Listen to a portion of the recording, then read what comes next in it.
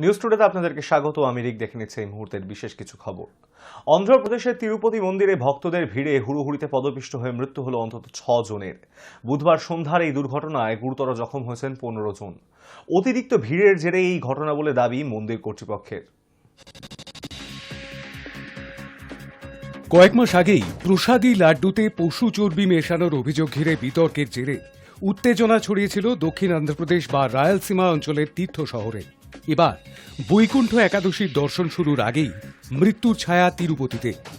বুধবার রাতে সেখানে ভক্তদের ভিড়ে হুড়োহুড়িতে পদপিষ্ট হয়ে মৃত্যু হয়েছে 6 জনের, আহত অন্তত 40, গুরুতর আহতের সংখ্যা 15। ভক্ত সংখ্যার নিরিখে তিরুপতি মন্দির দেশের মধ্যে শীর্ষস্থানীয়। পাশাপাশি সেখানকার ভিড় সামলানোর ব্যবস্থাপনাও বহুল প্রশংসিত। কিন্তু এবার সেখানেও ভিড়ের জেরে পদপিষ্ট হওয়ার মতো ঘটনা ঘটল। সংবাদ সংস্থার সূত্রে খবর, মন্দিরের সামনে বৈকুণ্ঠ দ্বার দর্শন টিকিট কেন্দ্রের অদূরে বৈরাগী পট্টিতা পার্কে হুড়োহুড়ির জেরেই এই পদপিষ্টের ঘটনা ঘটেছে। তিরুপতি মন্দিরের দর্শনকালে 10 দিনের মধ্যে বৈকুণ্ঠ একাদশী ও বৈকুণ্ঠ দ্বার দর্শনের টিকিট সংগ্রহের জন্য বুধবার সকাল থেকেই দীর্ঘ লাইন পড়েছিল ভক্তদের। প্রকাশিত একটি খবরে দাবি, সন্ধ্যার সময় বৈকুণ্ঠ দ্বার দর্শন টিকিট কেন্দ্রের সামনে লাইনে ছিলেন 4000-এরও বেশি মানুষ। বৈরাগী পট্টিতা পার্কে টোকেন বিলির ঘোষণার পরে আচমকাই সেখানে বিশৃঙ্খলা তৈরি হয়। দুর্ঘটনার খবর পেয়ে অন্ধ্রপ্রদেশের মুখ্যমন্ত্রী চন্দ্রবাবু নাইডু তিরুমালা তিরুপতি দেবস্থানম দর্শনম ট্রাস্টের চেয়ারম্যান বি.আর. নাইডুর সঙ্গে টেলিফোনে কথা বলেন, প্রশাসনিক স্তরে বৈঠকও করেন। বৃহস্পতিবার সকালেই তিনি ঘটনাস্থলে পৌঁছে যান। প্রধানমন্ত্রী নরেন্দ্র মোদী, লোকসভার বিরোধী দলনেতা রাহুল গান্ধী, আপ প্রধান অরবিন্দ কেজরিওয়াল সহ বিভিন্ন রাজনৈতিক দলের নেতা নেত্রীরা নিহত পুণ্যার্থীদের পরিবারকে সমবেদনা জানিয়েছেন। ট্রাস্টের চেয়ারম্যান নাইডু ঘটনার জন্য ক্ষমা চাওয়ার পাশাপাশি স্বীকার করে নিয়েছেন, তাঁদের হিসাবের তুলনায় ভিড়ের বহর ছিল অনেক বেশি। তিনি জানান, লাইনে দাঁড়ানো এক মহিলা হঠাৎ অসুস্থ বোধ করায় তাকে বিশ্রাম নেওয়ার সুযোগ করে দিতে একটি গেট খোলা হয়েছিল। সেই সময় ভক্তদের একাংশ জোর করে ভিতরে ঢুকতে গেলে বিশৃঙ্খলা তৈরি হয় বলে ট্রাস্টের দাবি। Elaborate arrangements have been made for this year Vaikuntha Ekadasi by TTD and the district administration. Sufficient police personnel were deployed at all the counters in Tirupati. There were 9 counters and 1 in Tirumala. We kept holding areas as well this year additionally, so that there is easy access into the queue counters. Unfortunately, at this particular location, Bairagi Pattada, there was some miscommunication as to the opening of the gate. So at around 7:45, when they opened the gate suddenly, there were, in fact, the gate was initially opened to let one person go out because they were not feeling well, and it was opened and then closed. Then there was a commotion among the people that gates are being opened. So then they rushed towards the gate, and then again they had to open the gate. This is where the lapse has occurred. So unfortunate incident, but we have taken all the measures. Honorable CM also has spoken to all of us, and he has asked us to make all measures to ensure the injured are taken care of. কিন্তু এই মর্মান্তিক ঘটনায় একাধিক প্রশ্ন উঠছে। চন্দ্রবাবু সরকারের দাবি, বৈকুণ্ঠ একাদশী উপলক্ষে পর্যাপ্ত পুলিশি ব্যবস্থা ছিল। তা সত্ত্বেও কিভাবে এই দুর্ঘটনা ঘটল তা নিয়ে প্রশ্ন উঠেছে ইতিমধ্যেই। প্রত্যক্ষদর্শীদের অভিযোগ, বিপুল সংখ্যক ভক্তের জন্য খোলা ছিল মাত্র একটি কাউন্টার এবং হুড়োহুড়ি বাড়ার সেটি মূল কারণ। পুলিশও ভিড় নিয়ন্ত্রণে সক্রিয় ছিল না বলে অভিযোগ উঠেছে। তাহলে মোট 94টি কাউন্টার কি জন্য রাখা হয়েছিল? প্রতি বছরই এই সময় 10 দিন ধরে বিগ্রহের বিশেষ দর্শনের আয়োজন করেন তিরুমালা তিরুপতি দেবস্থানম কর্তৃপক্ষ।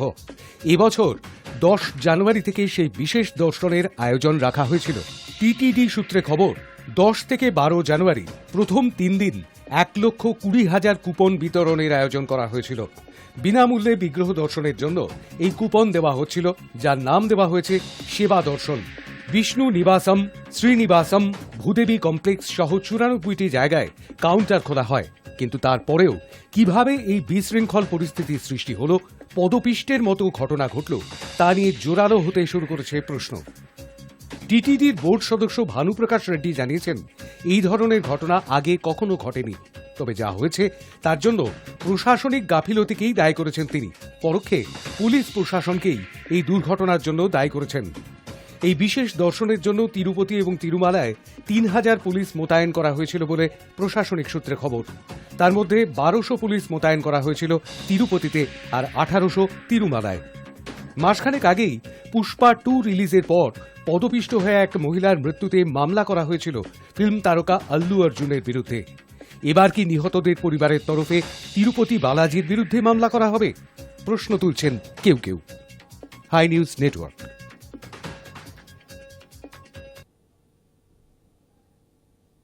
দুলাল খুনে 50 লক্ষের সুপারি, তৃণমূল সদর সভাপতি ও তার সাগরেদী মূল চক্রী, জানালো পুলিশ।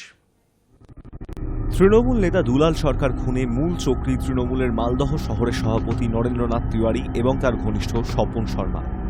ইংরেজ বাজারের 12 নম্বর ওয়ার্ডের তৃণমূল কাউন্সিলরকে খুনের জন্য 50 লক্ষ টাকা সুপারি দেওয়া হয়েছিল। বুধবার এমনই জানালেন এডিজি সুপ্রতিম সরকার। পুলিশি তদন্তে উঠে এসেছে নরেন্দ্রনাথের সঙ্গে দুলালের গন্ডগোলের কথা। খুনের নেপথ্যে আর্থিক লেনদেনের বিষয় উঠে এসেছে, যদিও কোন বিষয়ে ওই টাকার লেনদেন হয় তা এখনও স্পষ্ট নয়। বুধবার নরেন্দ্রনাথ এবং স্বপনকে আদালতে হাজির করানো হলে 3 দিনের পুলিশি হেফাজতের নির্দেশ দেন বিচারক।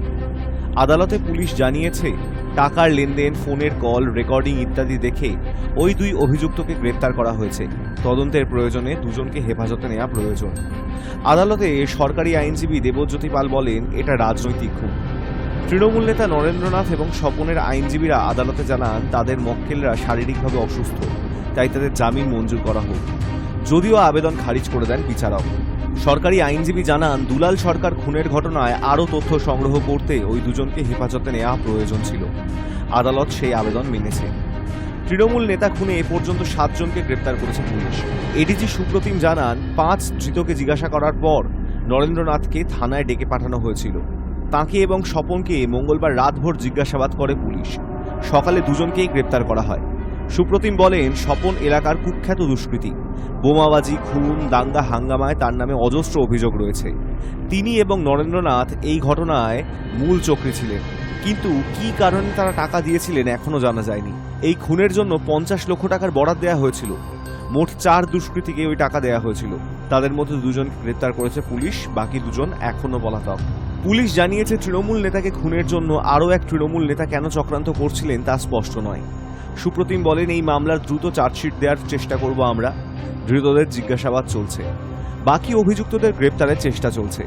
আর 50 লক্ষ টাকা ডিল হলে ওই পুরো টাকাটাই দেয়া হয়েছে কিনা সেটাও দেখা হচ্ছে। দুলালের খুনের বিষয়ে ইংরেজবাজার পুরসভার চেয়ারম্যান কৃষ্ণেন্দু নারায়ণ চৌধুরী জানান, তৃণমূলের মালদহ শহর সভাপতি নরেন্দ্রনাথ মূল অভিযুক্ত। তিনি এও জানান, অনেক আগেই নরেন্দ্রনাথ দুলালকে প্রাণে মেরে ফেলার হুঁশিয়ারি দিয়েছিলেন। এলাকার দখল নিয়ে 2 নেতার বিরোধ ছিল বলে দাবি করেন তিনি। আবার আদালতে ঢোকার সময় কৃষ্ণেন্দু নারায়ণকেই মূল চক্রী বলেন ধৃত নরেন্দ্রনাথ। তিনি দাবি করেন, তাকে ফাঁসানো হচ্ছে। দুলালের খুনের নেপথ্যে রয়েছেন বড় মাথারা। Hi news network. লস অ্যাঞ্জেলসের দাবানলে মৃত 5, আগুন নেভাতে ফুরল ড্রেনের জলও, থমকে হলিউডের কাজ।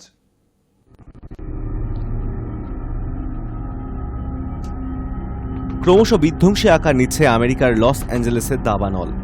ইতিমধ্যে সেখানে 5 জনের মৃত্যুর খবর পাওয়া গিয়েছে। দাবানলের আগুন নেভাতে নেভাতে সেখানে জল সংকটও দেখা গিয়েছে। যুক্তরাষ্ট্রের একাধিক সংবাদ মাধ্যম বর্তমান পরিস্থিতির বিবরণ দিয়ে জানিয়েছে, আগুন নেভাতে দমকল বাহিনীকে এত জল ব্যবহার করতে হচ্ছে যে বড় নর্দমাগুলিতে প্রায় জল নেই। লস অ্যাঞ্জেলেসের প্রশান্ত মহাসাগরীয় উপকূলবর্তী পাহাড়ি এলাকা প্যালিসেডস, ইটন এবং হার্স্ট এলাকায় দাবানলের প্রভাব সবচেয়ে বেশি। দমকা হাওয়ায় পরিস্থিতি আরও জটিল হচ্ছে বলেই মনে করা হচ্ছে। দ্রুত ছড়িয়ে পড়ছে আগুন। দাবানলের জেরে থমকে গিয়েছে হলিউডের কাজও। প্রায় 1000 বাড়ি ভস্মীভূত হয়ে গিয়েছে। হলিউড শিল্পীদের অনেকেই বাড়ি ছেড়ে অন্যত্র আশ্রয় নিয়েছে। দাবানল পরিস্থিতি পর্যালোচনা করতে আমেরিকার প্রেসিডেন্ট হিসেবে শেষ বিদেশ সফর বাতিল করেছেন জো বাইডেন। তাঁর ইটালি যাওয়ার কথা ছিল।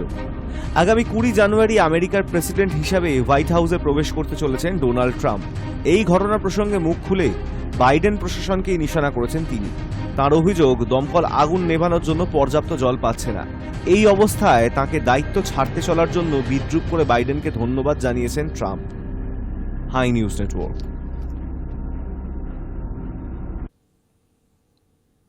ভাটপাড়ার পুরসভার টেন্ডার দুর্নীতি মামলায় পুরসভার চেয়ারম্যান অর্জুনকে তলব সিআইডির। নোটিশ পেয়ে হাজিরা দিলেন না অর্জুন। ভাটপাড়া পুরসভায় চেয়ারম্যান রিলিফ ফান্ডের টাকা বেনিয়মের অভিযোগ উঠেছে। সেই মামলায় এবার রাজ্য পুলিশের গোয়েন্দা সদর দপ্তর ভবানী ভবনে তলব করা হয়েছে ব্যারাকপুরের প্রাক্তন সাংসদ তথা তৎকালীন পুরসভা চেয়ারম্যান অর্জুন সিংকে।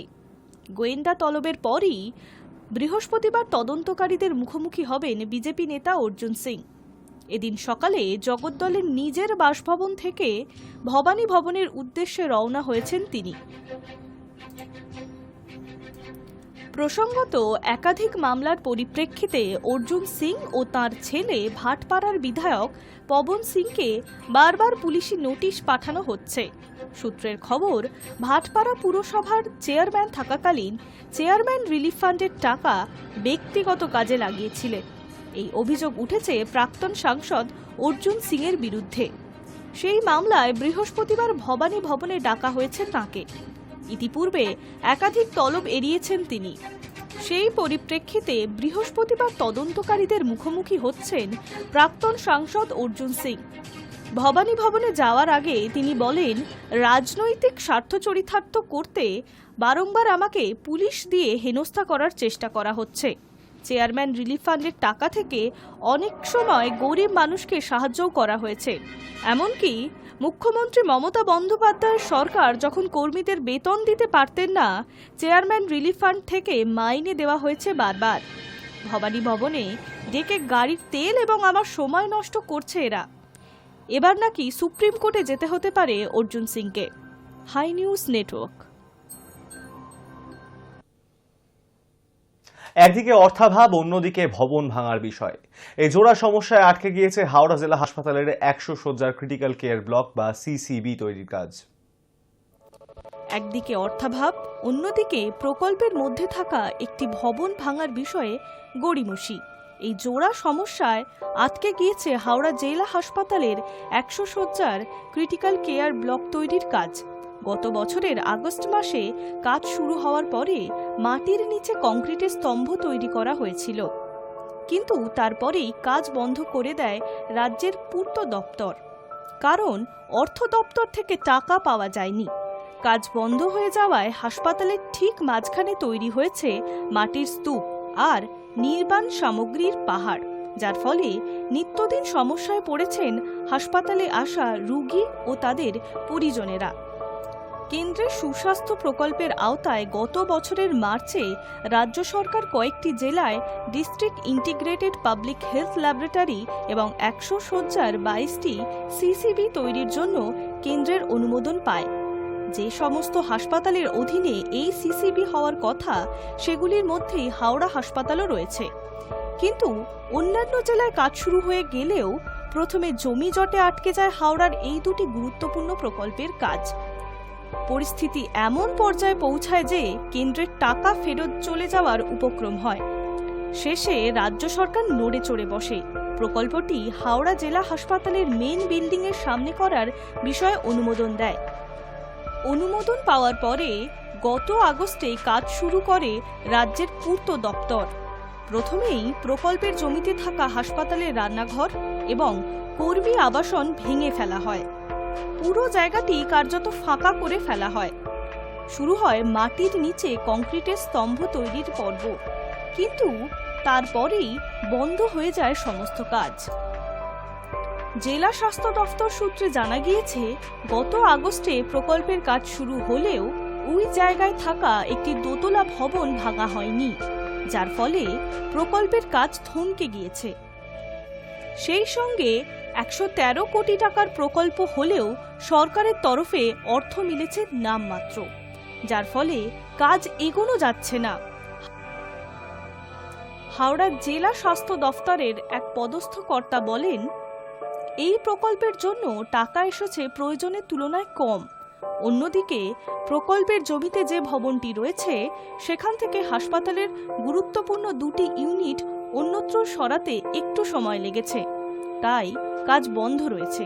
হাওড়া জেলা হাসপাতাল সূত্রে জানা গিয়েছে, নতুন ভবনের পাশে আরও একটি যে ভবন সদ্য তৈরি হয়েছে সেখানেই হাসপাতালের রান্নাঘর ও ডায়ালাইসিস ইউনিট সরিয়ে নিয়ে যাওয়া হচ্ছে।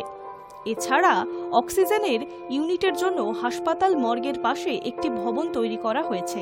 এই দুটি ইউনিট না সরিয়ে সিসিবি প্রকল্পের কাজ শুরু করা হলো কেন? এই প্রশ্নের উত্তর অবশ্য তাঁরা দিতে পারেননি। High news network. স্বাস্থ্যসাথী কার্ডে এবার খরচ ছাঁটাইয়ে শিলমোহর দিল রাজ্য। স্বাস্থ্যসাথী কার্ডে রোগীরা চিকিৎসা করিয়ে ফেরার সময় হাসপাতালের পরিবহন ভাতায় কাটছাঁট করা হচ্ছে। আগে রোগীরা চিকিৎসা করিয়ে ফেরার সময় রোগীদের একটা ভাতা দেওয়া হতো, সেই ভাতা ছিল 400 এবং 600 টাকা, আর এবার থেকে সেটা পাকাপাকিভাবে 200 টাকা হয়ে গেল।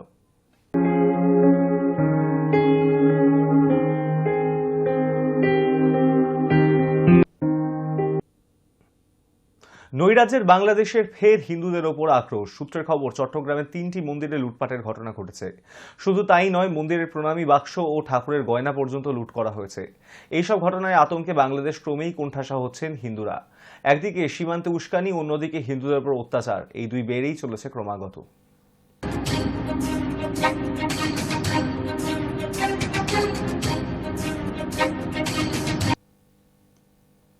কোথাও 9 কিলোমিটার কাঁটাতারের বেড়া নেই, তো কোথাও 6 কিলোমিটারের কাঁটাতারের বেড়া নেই। উত্তর 24 পরগনার গাইঘাটার দুটি বর্ডার আউটপোস্ট এলাকায় চরম আতঙ্কে রয়েছেন সীমান্ত এলাকার বাসিন্দারা। তাদের দাবি, বিএসএফ এর নজরদারি এড়িয়ে চোরাচালান থেকে অনুপ্রবেশ সবই হচ্ছে। এই পরিস্থিতিতে এদিন ভারত বাংলাদেশ সীমান্তে গিয়ে সেখানকার বাসিন্দাদের সঙ্গে কথা বলেন বনগাঁ দক্ষিণের বিজেপি বিধায়ক। আর সেখানেই কাঁটাতার দেওয়ার নিয়ে রাজ্য সরকারের সদিচ্ছার অভাবের অভিযোগ তুললেন বিজেপি বিধায়ক। যদিও পাল্টা তৃণমূলের বক্তব্য, না জেনেই ভুল কথা বলছেন বিজেপির বিধায়ক।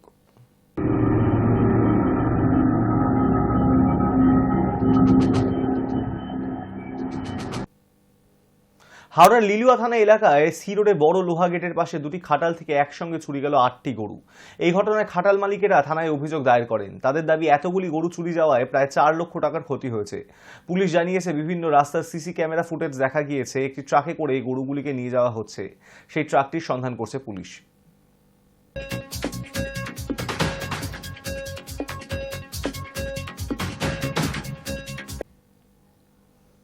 ঠিক হয়ে গেল ডার্বির কেন্দ্র। যুবভারতীর বদলে 11 জানুয়ারি মোহন ইস্ট ম্যাচ গুয়াহাটিতে। আর দুদিন পরেই কলকাতা ডার্বি। 11 জানুয়ারি আইএসএল ডার্বিতে মুখোমুখি মোহনবাগান ও ইস্ট বেঙ্গল। সেই ম্যাচ কলকাতায় হবে না। কলকাতার বদলে কোথায় খেলা হবে তা জানা গিয়েছে। অসমের গুয়াহাটিতে মুখোমুখি হবে দুই দল। বুধবার সকালে আনুষ্ঠানিকভাবে এই ঘোষণা করা হয়েছে। কয়েকদিন আগে প্রশাসন জানিয়ে দিয়েছিল ডার্বিতে পর্যাপ্ত নিরাপত্তা দিতে পারবে না তারা, তাই ডার্বি কলকাতার বাইরে সরছে। সাধারণত কলকাতার বাইরে খেলা হলে দুই প্রধান জামশেদপুর বা ভুবনেশ্বরে খেলতে চায়, কিন্তু এক্ষেত্রে ঝাড়খণ্ড বা ওড়িশা নয়, অসমের মাঠে খেলা হবে। 11 জানুয়ারি নির্ধারিত সময় গুয়াহাটির ইন্দিরা গান্ধী আন্তর্জাতিক স্টেডিয়ামে খেলা হবে। নবমহাকরণে রাজ্যের ক্রীড়ামন্ত্রী অরূপ বিশ্বাস জানিয়েছিলেন, গঙ্গাসাগর মেলার কারণে ডার্বিতে পুলিশি নিরাপত্তা দেওয়া সম্ভব নয়। তাঁরা আইএসএল আয়োজকদের হাতে দায়িত্ব ছাড়েন। 8 জানুয়ারি থেকে 17 জানুয়ারি গঙ্গাসাগর মেলা চলবে। সেই মেলা আয়োজন এবং পুণ্যার্থীদের যাতায়াতের খেয়াল রাখার জন্য প্রচুর পুলিশ মোতায়েন করতে হয়। পাশাপাশি রাজ্যের বিভিন্ন প্রান্তে একাধিক জঙ্গি ধরা পড়ায় নিরাপত্তা এমনিতেই আঁটোসাঁটো করা হয়েছে। বাংলাদেশ থেকে জঙ্গি অনুপ্রবেশের সম্ভাবনাও উড়িয়ে দেওয়া যাচ্ছে না। গঙ্গাসাগরের জন্যই 13,000 পুলিশ মোতায়েন করা হয়েছে। তাই ডার্বির জন্য আর পুলিশ দেওয়া সম্ভব নয় বলে জানিয়েছে রাজ্য। তাই খেলার কেন্দ্র বদলেছে। ইস্টবেঙ্গল অভিযোগ করেছিল, ডার্বির দিন এগিয়ে এলেও আয়োজক মোহনবাগানের তরফে মাঠের ব্যাপারে কিছু জানানো হয়নি। সে কারণে বিমান বা হোটেল বুকিংও করতে পারেনি তারা। তবে সেই দাবি উড়িয়ে দিয়েছে মোহনবাগান। তারা জানিয়েছে, অনেকদিন আগেই ইস্টবেঙ্গলের বিনিয়োগকারী সংস্থা ইমামিকে এ ব্যাপারে জানানো হয়েছে। গুয়াহাটিতে হোটেল এবং বিমানও বুকিং নাকি হয়ে গিয়েছে। আইএসএল এর পয়েন্ট তালিকায় সকলের ওপরে রয়েছে মোহনবাগান। 14 ম্যাচে তাদের পয়েন্ট 32, ফলে যথেষ্ট আত্মবিশ্বাস নিয়েই মাঠে নামবে তারা। অন্যদিকে 11 নম্বরে রয়েছে ইস্টবেঙ্গল। 14 ম্যাচে তাদের পয়েন্ট 14। মোহনবাগান যেমন হায়দ্রাবাদকে হারিয়ে খেলতে নামছে, তেমনি ইস্টবেঙ্গল নামছে মুম্বাই সিটির কাছে হেরে। High news network.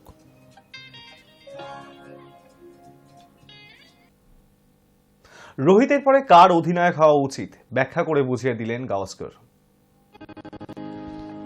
Border Gavaskar ট্রফিতে প্রথম এবং পঞ্চম টেস্টে ভারতকে নেতৃত্ব দিয়েছেন জসপ্রীত বুমরা। প্রথমটি জিতলেও পরেরটি হেরেছেন। রোহিত শর্মার পরে ভারতের পরবর্তী অধিনায়ক হিসেবে এগিয়ে আছেন তিনি। সুনীল গাওস্করও বুমরার পক্ষে মুখ খুলেছেন। কেন এই ফাস্ট বোলারকে অধিনায়ক হিসেবে দেখতে চান তাও জানিয়েছেন তিনি। পাশাপাশি ঘরোয়া ক্রিকেট নিয়ে সতর্ক করে দিয়েছেন রোহিত, বিরাট কোহলিদের। অস্ট্রেলিয়ায় ভারত একমাত্র ম্যাচটি জিতেছে বুমরার অধিনায়কত্বেই। গাওস্কর মনে করেন, সতীর্থদের চাপ না দেওয়ার কারণেই বুমরা এগিয়ে থাকবেন।